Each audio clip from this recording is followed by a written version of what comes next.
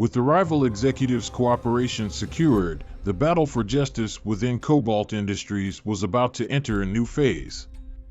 The revelations had rocked the corporate world, and the resolutions and consequences of their actions were set to unfold.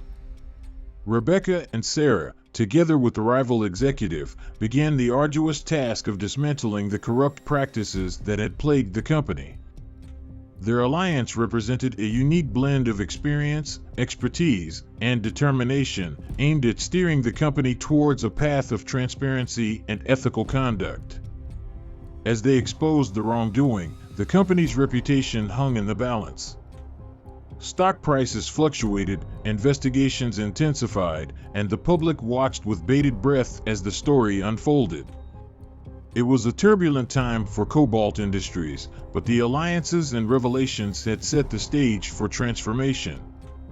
The resolutions involved not only holding the guilty parties accountable, but also initiating a process of reform and making amends for the environmental exploitation and financial misconduct. The rival executive, once an adversary, was now a key ally in this endeavor, working to mend the damage he had played a role in creating. The consequences, however, were not limited to the company alone. Rebecca and Sarah had made personal sacrifices, risking their careers and reputations to expose the truth. Their actions had repercussions, not just for their adversaries, but for themselves as well. The corporate world had its own set of rules, and those who dared to challenge them often paid a heavy price. As the dust began to settle, Rebecca and Sarah reflected on the turbulent journey they had undertaken. The resolutions and consequences had reshaped the corporate landscape, but the toll on their own lives was undeniable.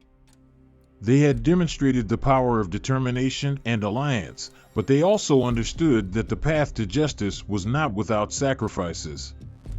The revelations, resolutions, and consequences had transformed Cobalt Industries, leaving behind a legacy of corporate reform and accountability.